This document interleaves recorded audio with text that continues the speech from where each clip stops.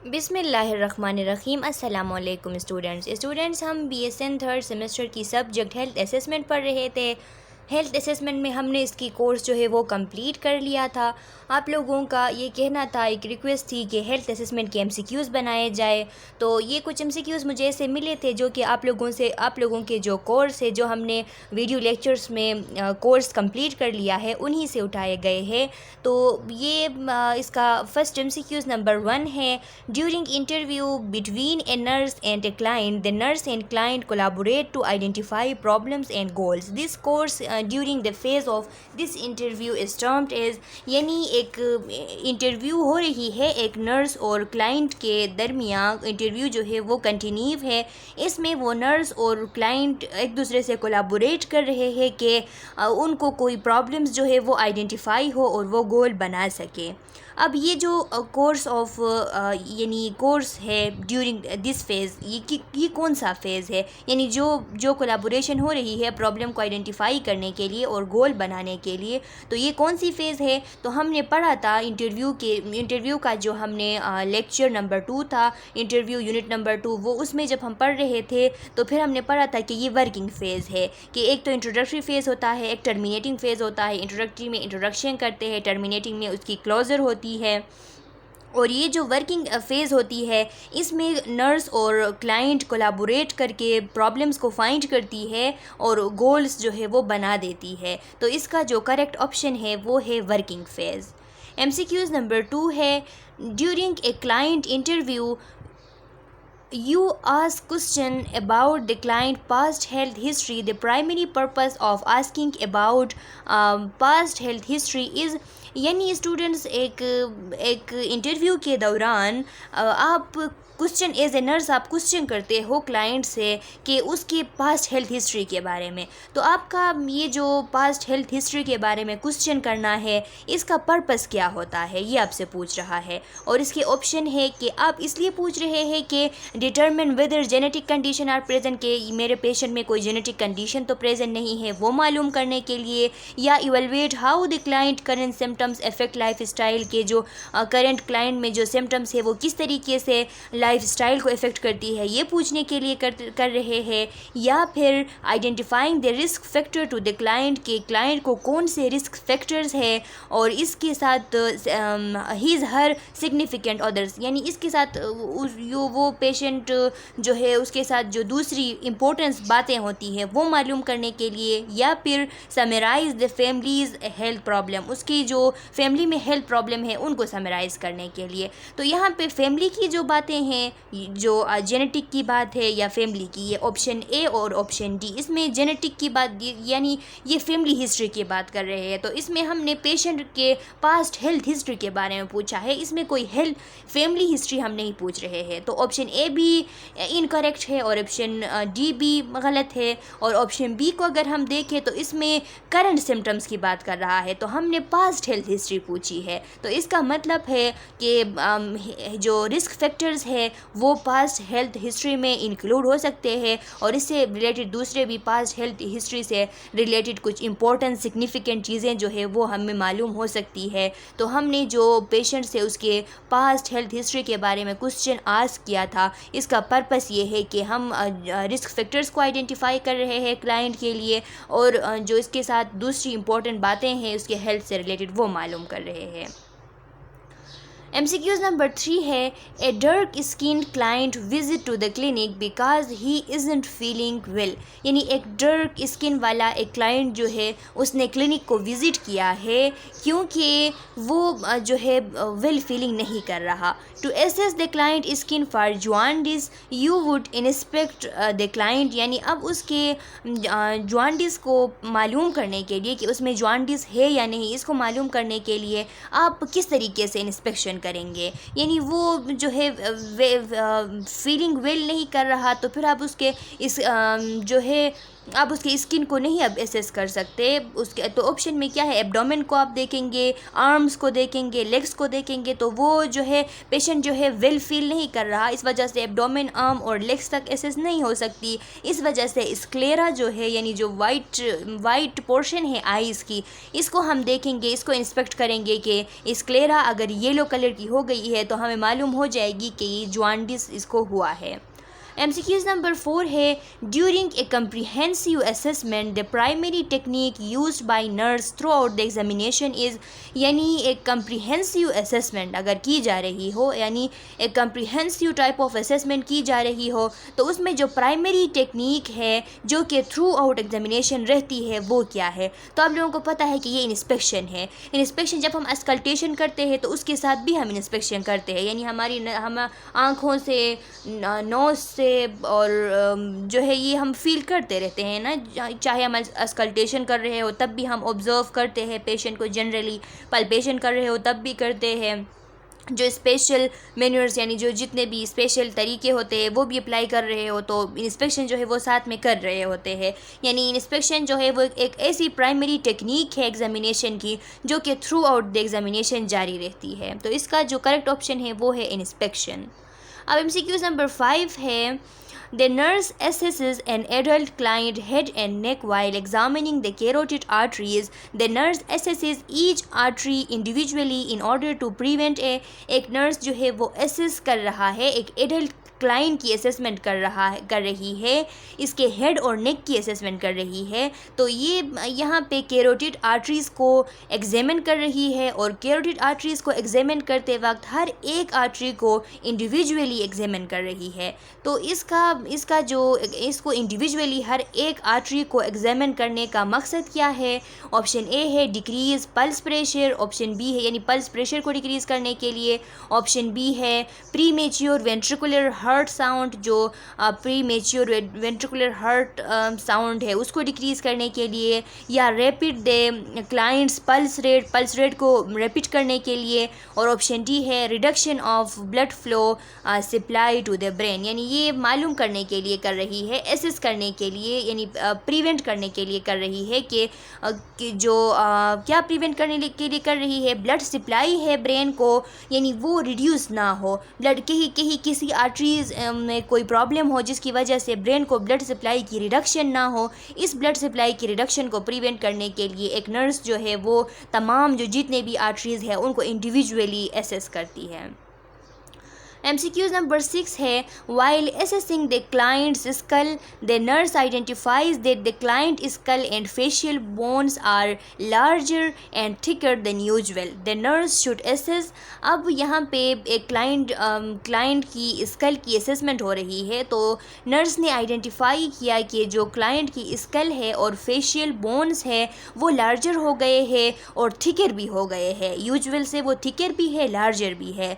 Nurse को क्या assess हुआ, जो इसमें ऑप्शन में है कुशिंग सिंड्रोम है, पेरोटिड ग्लैंड इनलार्जमेंट है, पेजर्स डिजीज़ है और एक्रोमेगेली है। तो इसका करेक्ट ऑप्शन है एक्रोमेगेली। एक्रोमेगेली क्या होता है स्टूडेंट्स, ये एक डिसऑर्डर है जब बॉडी में जो हार्मोन है जिसे हम कहते हैं कि यानी ग्रोथ हार्मोन जो है, GH हार्मोन जिसे हम कहते हैं, जब वो कहाँ प्रोड्यूस होती है, मेनली पिट्यूटरी ग्लैंड में प्रोड्यूस होती है।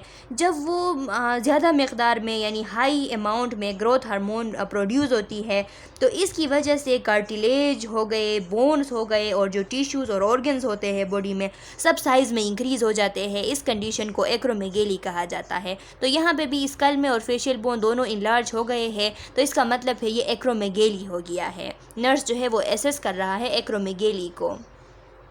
MCQ नंबर 7 है, while assessing an adult client head the nurse observe asymmetry in front of the ear lobes. जब क्लाइंट की हेड की असेसमेंट हो रही है एडल्ट क्लाइंट की, तो नर्स ने ऑब्ज़र्व किया कि इसके जो एयर लूप के फ्रंट है उसमें एसिमेट्री है, यानी सही दोनों साइड पे अगर देखा तो एसिमेट्री इसको नज़र आया। The nurse refer the client to physician, नर्स ने फिजिशियन को रिफ़र किया, इस क्लाइंट को फिजिशियन तक रिफ़र किया, because the nurse suspect the client is most likely, क्योंकि नर्स ने सस्पेक्ट किया था कि इस क्लाइंट को मोस्टली क्या होगा, इसकी थायराइड ग्लैंड इनलार्जमेंट है, इसकी लिम्फ नोड में एब्सिस हो गई है, इसकी न्यूरोलॉजिकल डिसऑर्डर्स है, या ऑप्शन डी है पैरोटिड ग्लैंड इनलार्जमेंट है। तो ईयर लूप के बिल्कुल सामने क्या है, पैरोटिड ग्लैंड्स होते हैं, उनकी इनलार्जमेंट की वजह से एसिमेट्री हो सकती है। तो ये इसका करेक्ट ऑप्शन है parotid gland enlargement. MCQs number 8 है, you are preparing to assess the neck of an adult client. एक एडल्ट क्लाइंट के नेक की असेसमेंट के लिए आप उसको प्रिपेयर कर रहे हो। To inspect movement of the client thyroid gland you should ask the client to, आप चाहते हो कि थायराइड ग्लैंड जो है उसकी मूवमेंट को आप इंस्पेक्ट करो। तो उसकी मूवमेंट को इंस्पेक्ट करने के लिए आप क्लाइंट से क्या कहते हो? क्लाइंट से ऑप्शन ए है कहते हो कि डीपली कफ करो, ऑप्शन बी है कि उस नेक को फ्लेक्स करो यानी झुकाओ, या फिर ऑप्शन सी है इनहेल डीपली सांस लो, या फिर ऑप्शन डी है swallow a sip of water. Students, अगर आपको याद हो तो हमने जो हमने माउथ फेरिंग्स की जो यूनिट थी, जो माउथ और फेरिंग्स की असेसमेंट उसमें हमने पढ़ी थी, तो उसमें थायराइड ग्लैंड्स जो है उसके बारे में भी हमने पढ़ा था। अगर आपके पास स्लाइड्स है तो आप देख सकते हैं, अगर स्लाइड्स नहीं है तो वीडियो लेक्चर से भी देख सकते हैं। वहाँ पे मौजूद है कि हम थायराइड ग्लैंड की अगर असेसमेंट कर रहे हैं यानी इंस्पेक्शन अगर कर रहे हैं असेसमेंट के दौरान, तो पेशेंट से कहना चाहिए कि कोई ना कोई चीज़ जो है वो स्वालो करे, और जब वो स्वालो करे तो फिर उस स्वालो करने के दौरान हमने थायराइड ग्लैंड की जो मूवमेंट है वो हमने देखनी है यानी इंस्पेक्ट करनी है। तो फिर ये जो ऑप्शन है ऑप्शन डी के सिप ऑफ वाटर जो है वो स्वालो करनी है, तो ये करेक्ट ऑप्शन है। The nurse should assess for central cyanosis by observing the client। अगर नर्स जो है वो सेंट्रल साइनोसिस को ऑब्ज़र्व करना चाहता है यानी असेस करना चाहता है, तो वो क्या करेगा? क्लाइंट के किस चीज़ को ऑब्ज़र्व करेगा? तो लिखा है कि नेल्स बेड को देखेगा, पल्प्स को देखेगा, स्क्लेरा को देखेगा। तो इन सब से साइनोसिस मालूम हो सकती है, लेकिन मेनली जो सेंट्रल साइनोसिस है वो उसमें ओरल म्यूकोज़ा को देखा जाता है। ओरल म्यूकोज़ा की अगर कलर ब्लू है, ब्लूइश हो गई है, तो इससे पता चल जाता है कि पेशेंट को सेंट्रल साइनोसिस है। तो ये correct option c oral mucosa है। MCQs नंबर 10 है, the nurse assesses and older bedridden client in her home. यानी नर्स जो है वो असेस कर रहा है एक ओल्डर बेड रीडन क्लाइंट को अपने होम में। While assessing the client buttocks the nurse observe that a small area of skin is broken. यानी उसके बटक्स को जब नर्स ने एसेस किया तो नर्स ने ऑब्जर्व किया कि वहाँ पे स्किन का एक स्मॉल एरिया है वो ब्रोकन हो गया है एंड रिजेंबल इरोजन, और इस तरह लग रहा है कि उसमें इरोजन हो गई है यानी एब्रेशन सा हो गया है। The nurse should document the client pressure ulcer as. अब नर्स किस तरीके से इसको डॉक्यूमेंट करेगा कि ये कौन से स्टेज वाली प्रेशर अल्सर है? तो ये स्टेज 2 वाली प्रेशर अल्सर है। उसमें अगर आपको याद है तो फर्स्ट सेमेस्टर में जो आप लोगों ने फंडामेंटल ऑफ नर्सिंग पढ़ी थी उसमें ये प्रेशर अल्सर का यूनिट था, यूनिट नंबर 6 था प्रेशर अल्सर। उसमें ये स्टेजेस बताए गए थे और बताया गया था कि जिस स्टेज में इरोजन या एब्रेशन एक ही चीज़ होती है, अगर ये नज़र आ जाए तो वो स्टेज 2 कहलाती है। तो ये आपको मालूम होना चाहिए कि ये स्टेज 2 है। और ये हेल्थ असेसमेंट में आप लोग कंफ्यूज ना हो किस लिए है, तो हेल्थ असेसमेंट में इसलिए है क्योंकि हेल्थ असेसमेंट में एक किसी चैप्टर नाम मुझे याद नहीं है, लेकिन किसी चैप्टर में ऑब्जेक्टिव थी कि उसमें जो ब्रेड एंड स्केल है वो ब्रेड एंड स्केल जो है वो भी पढ़ना है, लेकिन वो स्लाइड्स में नहीं थी। तो वो ब्रेड एंड स्केल जो है फर्स्ट सेमेस्टर में पढ़ाया गया है, उसे खुद से पढ़ना है। तो आप भी वो फर्स्ट सेमेस्टर के fundamental of nursing unit number 6 pressure ulcer देख ले, उसमें स्टेजेस भी देख ले और उसमें जो ब्रेड एंड स्केल वगैरह है वो भी देख ले। उससे भी MCQs जो है वो आ सकते हैं पेपर में, क्योंकि ये एक ऑब्जेक्टिव है हेल्थ असेसमेंट की यूनिट्स में से एक यूनिट का। तो इसलिए यहाँ पे भी इससे MCQs जो है वो डाले गए हैं। You are preparing to examine the skin of an adult client with a diagnosis of herpes simplex। अब ये जो यूनिट थी स्किन असेसमेंट, स्किन नेल और हेयर असेसमेंट, उस यूनिट से उठाई गई है। देखिए आप लोगों ने अगर अच्छे से पढ़ा है तो आपको ये MCQs जो है वो आ रही होगी। लिखा है कि अगर आप लोग प्रिपेयर कर रहे हैं स्किन को एग्जामिन करने के लिए एक एडल्ट क्लाइंट को, तो उसमें आपने डायग्नोज कर लिया कि पेशेंट जो है उसको हर्पीस सिम्प्लेक्स वायरस की इन्फेक्शन है, उसकी वजह से इन्फेक्शन हो गई है। You plan to measure the client symptomatic lesions. अब आपने मेयर करना है कि जो क्लाइंट के सिम्टोमेटिक लीजन्स होते हैं, यानी इसके हर्पीस सिम्प्लेक्स के सिम्टम्स में जो लीजन्स नज़र आते हैं, and mayor the size of the client. अब उसमें आप लोग क्लाइंट्स के बॉडी पे जो लीजन्स बने हैं उन लीजन्स का क्या नाम होता है ये आपको भी पता होना है कि यानी हर्पीस सिम्प्लेक्स वायरस की वजह से जो लीजन्स बनते हैं बॉडी में, उन लीजन्स का क्या नाम है? बुले है, पस्ट्यूल है, वेजिकल्स है या व्हील्स है। तो वहाँ पे ये स्लाइड्स में मौजूद है कि हर्पीस सिम्प्लेक्स की वजह से जो लीजन बनते हैं उनको वेजिकल कहा जाता है। तो अब हमने यहाँ पे क्लाइंट को क्या करना है? वेजिकल्स के साइज़ को मालूम करनी है कि वेजिकल्स की साइज़ कितनी है। तो इसका ऑप्शन जो है option c vesicles correct option है। MCQs नंबर 12 है, which of the following question is considered as open ended. इसमें से कौन सा क्वेश्चन आप लोगों को ओपन एंडेड जो है वो कंसीडर कर सकते हैं? तो फर्स्ट नंबर ऑप्शन है, does your pain last through the night, यानी थ्रू द नाइट जो है पेन जारी रही। ये जो है क्वेश्चन है, क्या ये ओपन एंडेड क्वेश्चन है? दूसरा क्वेश्चन है, have you ever had heart surgery, आप लोगों को कभी हार्ट सर्जरी हुई है?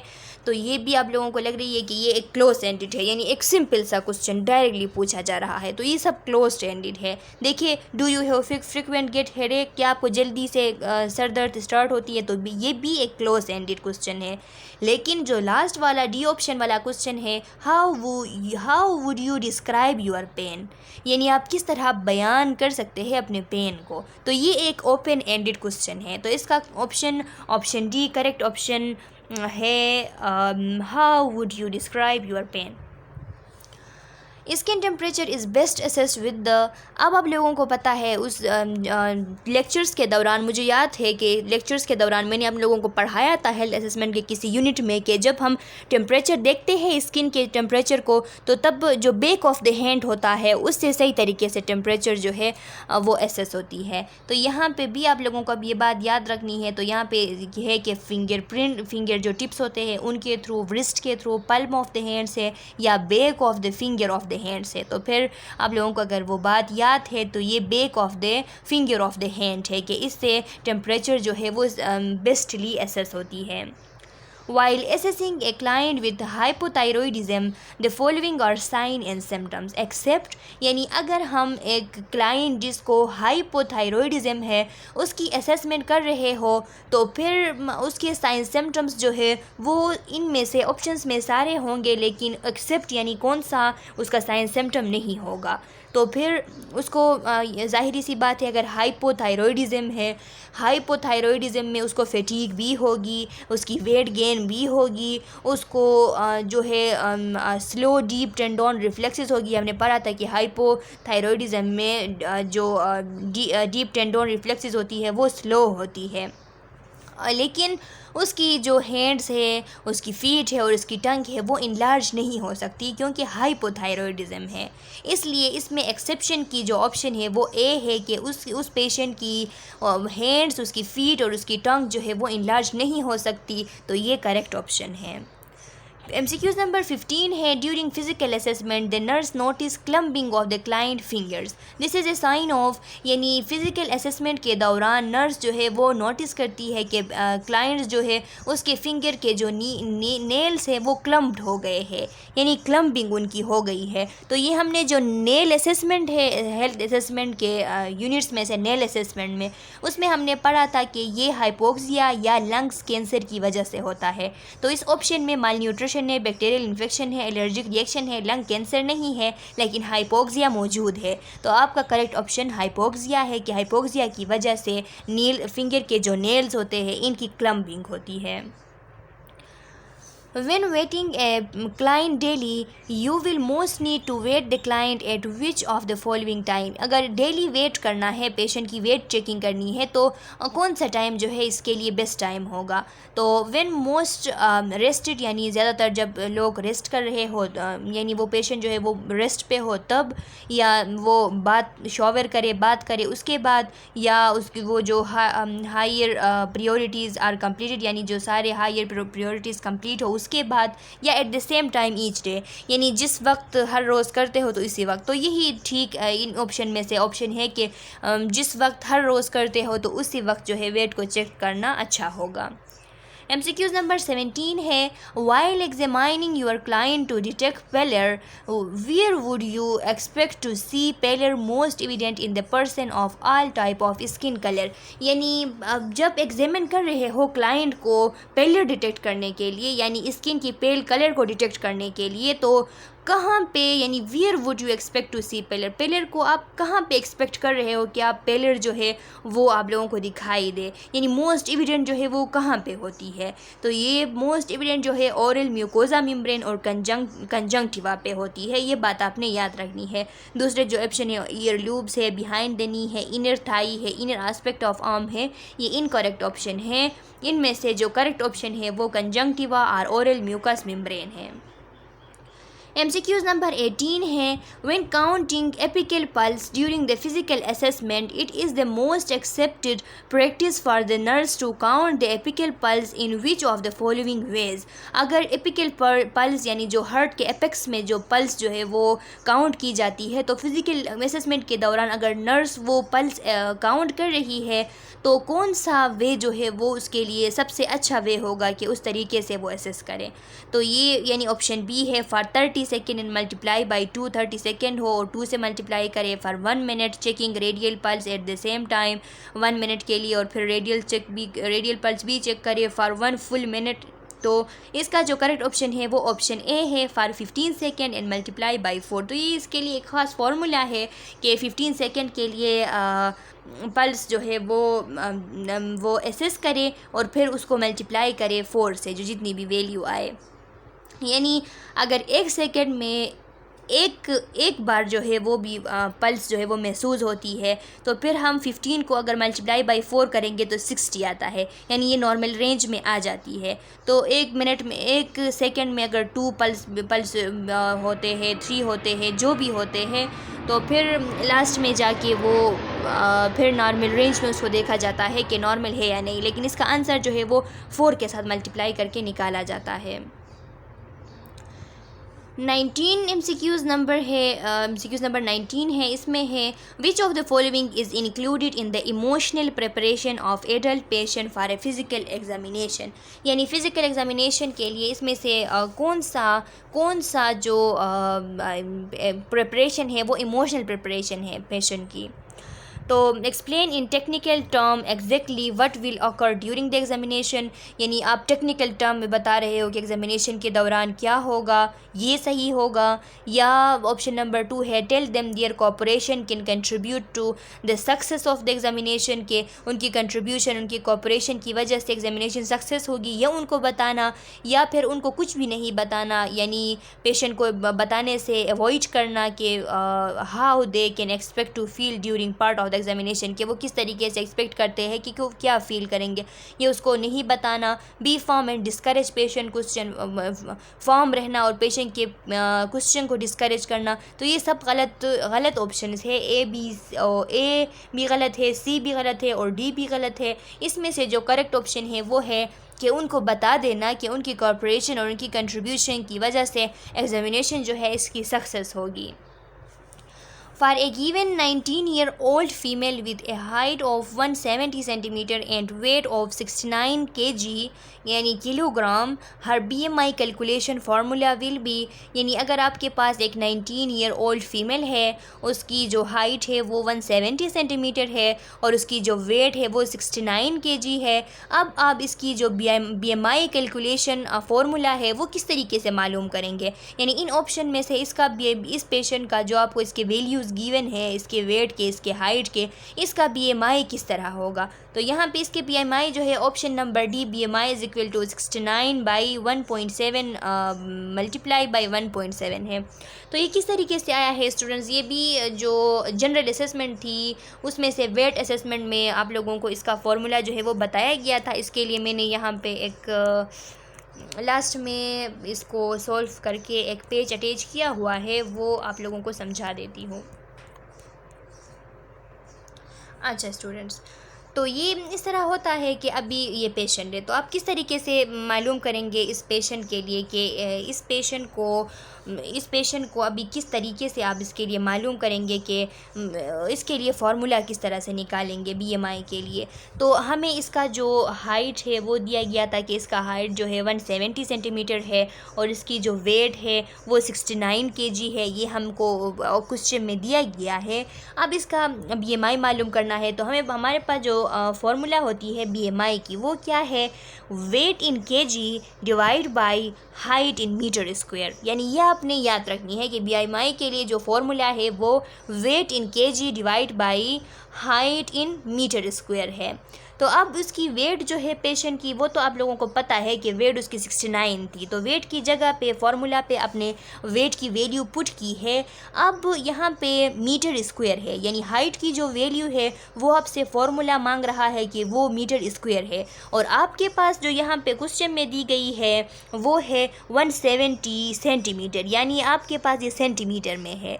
तो अब आपने कन्वर्ट करनी है सेंटीमीटर को मीटर में, यानी 170 सेंटीमीटर में अब कितने मीटर्स होते हैं ये आपने मालूम करनी है। तो ये कन्वर्जन के मेथड से यहाँ पे आप देख सकते हैं कि हमें कन्वर्ट करना है 170 सेंटीमीटर को मीटर में। तो 170 centimetre is equal to how many metres, ये आप किस तरह मालूम करेंगे। आप लोगों को ये कन्वर्जन फैक्टर याद रखनी होगी कि 1 मीटर में कितने सेंटीमीटर होते हैं। तो 1 मीटर में 1 मीटर में 100 सेंटीमीटर होते हैं, ये बात आपने याद रखनी है कि 1 मीटर में 100 सेंटीमीटर होते हैं। अब कन्वर्जन के लिए हमारे साथ रूल्स थे कि जब हम किसी हाई यूनिट से लोअर यूनिट में कन्वर्ट करते हैं तो तब हम मल्टीप्लाई करेंगे, और जब हम किसी लो यूनिट से कन्वर्ट करते हैं, किसी यानी स्मॉल यूनिट से कन्वर्ट करते हैं लार्ज यूनिट में, तब हम डिवाइड करेंगे। तो ये जो मीटर है ये एक लार्ज यूनिट है और ये जो सेंटीमीटर है ये स्मॉल यूनिट है, इसलिए जब हम सेंटीमीटर से मीटर की तरफ कन्वर्ट करेंगे तब हम डिवाइड करेंगे। तो ये आप लोगों को पता होनी है कि तब हम डिवाइड करते हैं। तो इसलिए हम अब ये 170 को डिवाइड करेंगे 100 से, क्योंकि 1 मीटर में 100 सेंटीमीटर होते हैं। तो हम 170 को डिवाइड करेंगे 100 से, फिर 170 को हमने डिवाइड किया 100 से, तो इसका आंसर आ गया 1.7, यानी कि 170 सेंटीमीटर में कितने मीटर होते हैं, 1.7 मीटर होते हैं। ये आप लोगों को पता चल गया। अब यहाँ पे हमसे क्या मांग रहा था कि जो फॉर्मूला है ये मीटर स्क्वायर है, तो हम यहाँ पे जो मीटर हमारे साथ वैल्यू आई है इसको स्क्वायर में लेंगे, यानी 1.7 स्क्वायर हम लेंगे। तो 1.7 स्क्वायर को हम इस तरीके से भी लिख सकते हैं और इस तरीके से भी लिख सकते हैं कि 1.7 मल्टीप्लाई बाई 1.7।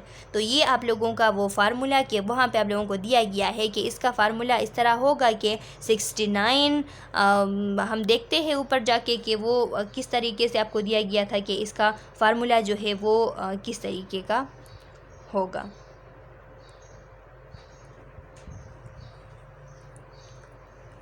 तो स्टूडेंट्स वो MCQs जो है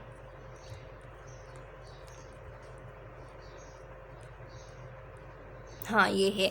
अब देखिए स्टूडेंट्स कि आप लोगों के साथ मालूम हो गई कि इसका जो फार्मूला है वो 69/1.7 मल्टीप्लाई बाई 1.7 है, यानी इसकी हमने अभी जो है मीटर जो वेट इन केजी, यानी ये इसकी 69 वेट इन केजी है, और 1.7 बाई 1.7 ये मीटर स्क्वायर है, यानी इसकी जो हाइट है वो मीटर स्क्वायर इसकी जो फार्मूला में थी वो हमने पुट किया है। तो इसके लिए करेक्ट ऑप्शन है। अगर ऐसे कोई भी क्वेश्चन आते हैं तो जो फार्मूला मैंने आप लोगों को सिखाया इसी फार्मूले से आप लोगों ने वो क्वेश्चन जो है वो हल करनी है। इसके बाद है 21 number MCQs। Active listening is demonstrated by, जो एक्टिव लिसनिंग होती है वो किस तरीके से डिमॉन्स्ट्रेट की जाती है। तो लिखा है कि एक्टिव लिसनिंग एक नर्स जो है वो किस तरीके से डिमॉन्स्ट्रेट करेगा, यानी एज्यूमिंग ए रिलैक्स्ड पोस्चर, एक रिलैक्स पोस्चर देगा and leaning toward the client, यानी अपने सर जो है उसको थोड़ी क्लाइंट की तरफ झुकाएगा। इससे क्लाइंट को मालूम हो जाएगा कि मुझे एक्टिवली लिसनिंग जो है वो किया जा रहा है। तो इसके जो बी ऑप्शन है उसमें repeating everything the client says clarify, तो ये भी गलत है। एग्रीइंग विद द क्लाइंट, ये भी इतना ठीक नहीं है जितना ऑप्शन ए है। और smiling and nodding through out, तो ये भी कुछ ठीक ऑप्शन नहीं है। तो फर्स्ट नंबर ऑप्शन जो है वो करेक्ट ऑप्शन है, जो कि हमने वो इंटरव्यू के चैप्टर्स जब पढ़ रहे थे तो वहाँ पे जो नॉन वर्बल कम्युनिकेशन थी उसमें पढ़ लिया था। When terminating an interview, जब इंटरव्यू को टर्मिनेट कर रहे हो तो विच of the following technique usually work best, इनमें से कौन सा टेक्निक बेस्ट वर्क करता है। तो समराइजिंग है। ये भी हमने इंटरव्यू का जो यूनिट था, यूनिट नंबर 2, उसमें पढ़ लिया था कि इसके एंड में हमने समराइजिंग करनी है। MCQs नंबर 23 है, which of the following question is best example of closed ended question, इसमें से कौन सा क्लोज्ड एंडेड क्वेश्चन है। तो जिनमें डिस्क्राइब का लफ्ज़ आया है तो आप लोगों को पता है कि ये क्या है, ये ओपन एंडेड क्वेश्चन है। फर्स्ट वन में लिखा है describe how you relate your family, तो ये ओपन एंडेड क्वेश्चन है। सी में लिखा है what happened in your early childhood, के बचपन में आपके साथ क्या हुआ था, तो ये भी ओपन एंडेड क्वेश्चन है। डी में है tell me about your medication, अपने अद्वियात के बारे में हमें बताए, मुझे बताए, तो ये भी ओपन एंडेड क्वेश्चन है। लेकिन बी नंबर आप देख लें, what medication are you taking, आप कौन से मेडिकेशन ले रहे हो, तो वो जल्दी से बता देगा कि मैं ये मेडिकेशन ले रहा हूँ, यानी एक डायरेक्ट क्वेश्चन है ये। तो ये एक क्लोज्ड एंडेड क्वेश्चन की एग्जाम्पल है। 24 नंबर MCQs है, when interviewing the client who is in bed, it will be best for the nurse to plan to be in which of the following places during the interview, यानी अगर एक interview की जा रही है client से जो कि बेड में है तो ये नर्स के लिए कौन सा प्लेस जो है वो बेस्ट होगा इस इंटरव्यू के दौरान। तो क्लाइंट के लिए कौन सा प्लेस जो है वो बेस्ट होगा इस इंटरव्यू के दौरान। फर्स्ट वन ऑप्शन है standing about 3 feet from the client, यानी क्लाइंट से 3 फीट जो है वो दूर खड़ा होना। या ऑप्शन नंबर 2 है sitting in the chair behind the bed, bed के बिहाइंड द चेयर है उसमें जाके बैठ जाना।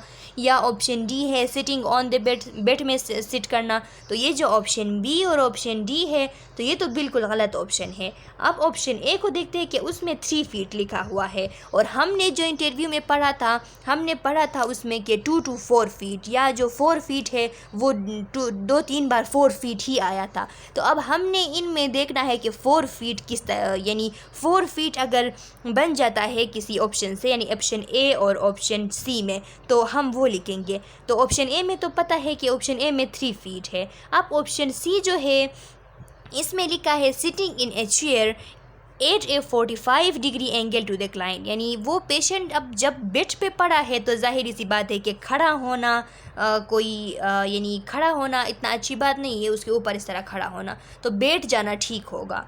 तो सबसे पहले अगर बैठ जाने और खड़े होने की बात पे आ जाए तो एक बेड पे सोए हुए पेशेंट के लिए बैठ जाना ज़रूरी है। तो इस पे ये जो ऑप्शन ए है ये गलत साबित होती है। दूसरी ये कि ऑप्शन ए में 3 फीट लिखा हुआ है और ऑप्शन 4 जो है वो डायरेक्टली 4 फीट की तरफ जाता है। किस तरह, यहाँ पे 45 degree angle to the client लिखा है, तो 45 डिग्री एंगल जो है स्टूडेंट्स, इसको अगर आप कन्वर्ट कर ले मीटर में तो 45 डिग्री एंगल बराबर होता है 1.5 मीटर का।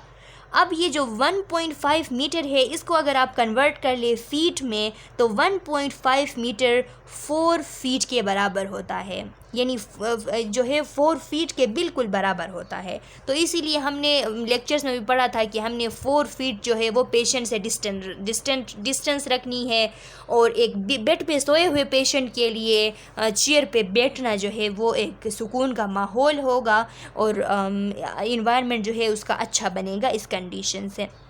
तो स्टूडेंट्स एक बात यहाँ पे आपको बताती चलूँ कि ACB-MCQs आप लोगों को दी जा सकती है कि उसमें आप लोगों से पूछा जाए कि जो डिस्टेंस है पेशेंट और नर्स के दरमियान, जो डिस्टेंस है, जो वर्किंग डिस्टेंस है सही तरीके का, वो किसके बराबर होगा। तो शायद ऑप्शन में ये लिखा जा सकता है कि ऑप्शन में 4 फीट भी हो और ऑप्शन नंबर 2 में 11.055 इंचज़ भी हो।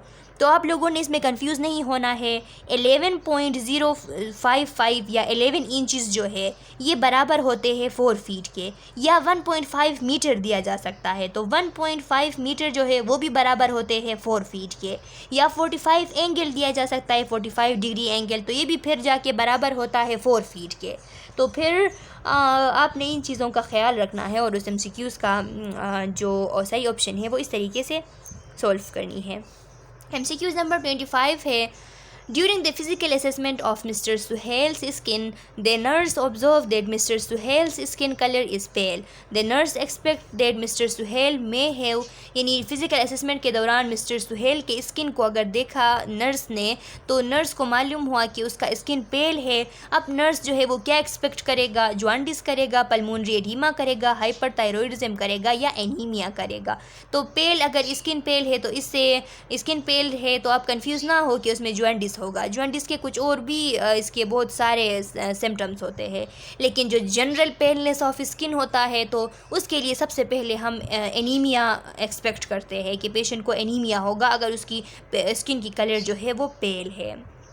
An accurate blood pressure can obtained by, एक एक्यूरेट ब्लड प्रेशर किस तरीके से लिया जा सकता है। एक्यूरेट ब्लड प्रेशर तो लिखा है कि using a cuff that cover the upper 1/3 of the client arm, और बी ऑप्शन में लिखा है use a cuff that is wide enough to cover the 2/3 of the client arm. तो ब्लड प्रेशर का जो सही प्रोसीजर है उसको अगर आपने पढ़ा होगा तो आपको MCQs में मुश्किल नहीं होगी कि उसमें वाज़ेह लिखा हुआ है, यानी कि जो 2/3 होती है, यानी जहाँ से भी आप ब्लड प्रेशर की सही एग्जामिनेशन पढ़ ले, चाहे वो नेट से हो या जहाँ से भी हो, तो वहाँ पे लिखा हुआ होता है कि जो आर्म का 2/3 हिस्सा होता है इसको सही तरीके से कफ से कवर करनी चाहिए। तो फिर ये सही ब्लड प्रेशर जो है सही तरीके से एक्यूरेट रिज़ल्ट जो है उसकी आएगी। तो ऑप्शन C और D तो बिल्कुल गलत है कि वेरी लूज़ हो या वेरी टाइट हो, तो दोनों ना होना चाहिए, ना तो वेरी लूज़ ना तो वेरी टाइट। तो ऑप्शन B जो है वो करेक्ट है। MCQs नंबर 27 है, विच assessment data should the nurse include when obtaining a review of body system. अगर बॉडी सिस्टम की रिव्यू किया जा रहा है तो उसमें कौन सा जो है नर्स कौन सा असेसमेंट डेटा असेसमेंट लेगा अगर सिस्टम्स की रिव्यू की जा रही है। तो इसमें ऑप्शन ए है the client's name, address, age. तो ये क्या है, वो जो बायोग्राफिक डेटा था जिसमें हम क्लाइंट के नेम, एज, सेक्स, उसकी इथनिसिटी वगैरह सब देखते थे, ये भी हमने पढ़ा था स्लाइड्स में, उसकी फ़ोन नंबर वगैरह सब इसमें आते हैं। Information about client religious practice, ये भी इसी में आता है। Information about client sexual performance and preferences, ये भी इंक्लूड नहीं है सिस्टमिक में। और फिर डी में है client complaint of chest pain, dyspnoea और एब्डोमिनल पेन, यानी सिस्टम से रिलेटेड अगर सिस्टमिक रिव्यू की जा रही हो क्वेश्चन में तो उस क्वेश्चन में ये बेस्ट ऑप्शन ये करेक्ट है कि चेस्ट पेन, यानी उसकी जो रेस्पिरेटरी सिस्टम है, इस डिस्पनिया, इसके बारे में पूछा जा रहा है। चेस्ट पेन कार्डियोवास्कुलर सिस्टम के बारे में है, डिस्पनिया रेस्पिरेटरी सिस्टम के बारे में है, और एब्डोमिनल पेन यानी GI सिस्टम के बारे में है। तो फिर ये सिस्टम की रिव्यू इस क्वेश्चन से हो जाती है, तो ऑप्शन डी करेक्ट ऑप्शन है। MCQs नंबर 28 है, to percuss the liver the nurse should start at the client's right lower quadrant, left upper quadrant, left lower quadrant या राइट अपर क्वाड्रेंट। तो ऑप्शन ए करेक्ट है कि right upper quadrant, क्योंकि liver right upper quadrant में मौजूद होता है, तो इसलिए लीवर को परकस करने के लिए नर्स जो है वो राइट अपर क्वाड्रेंट में एसेस करेगी। MCQs नंबर 29 है, A female client tell the nurse that she has pain while urinating. Beside a urinalysis, the nurse should assess the client for, यानी एक फीमेल क्लाइंट है जो कि नर्स से ये कह रही है कि उसे while urinating पेन होता है, तो उसकी यूरिनलाइसिस तो नर्स ज़रूर करेगी, लेकिन इसके साथ साथ नर्स जो है वो उसकी किस चीज़ के लिए एसेस करेगी, किडनी ट्रामा के लिए करेगी, ट्यूमर्स के लिए करेगी, इन्फेस्टेशन के लिए करेगी। तो ये तीनों चीज़ें जो है वो यूरिनलाइसिस से पता चल जाती जाते हैं। तो जो सेक्सुअली ट्रांसमिटेड डिजीज़ है उसको भी एसेस करने की नर्स जो है वो कोशिश करेगी। तो इसमें से जो करेक्ट ऑप्शन है, जो सबसे करेक्ट वाला ऑप्शन है, वो सेक्सुअली ट्रांसमिटेड डिजीज़ है।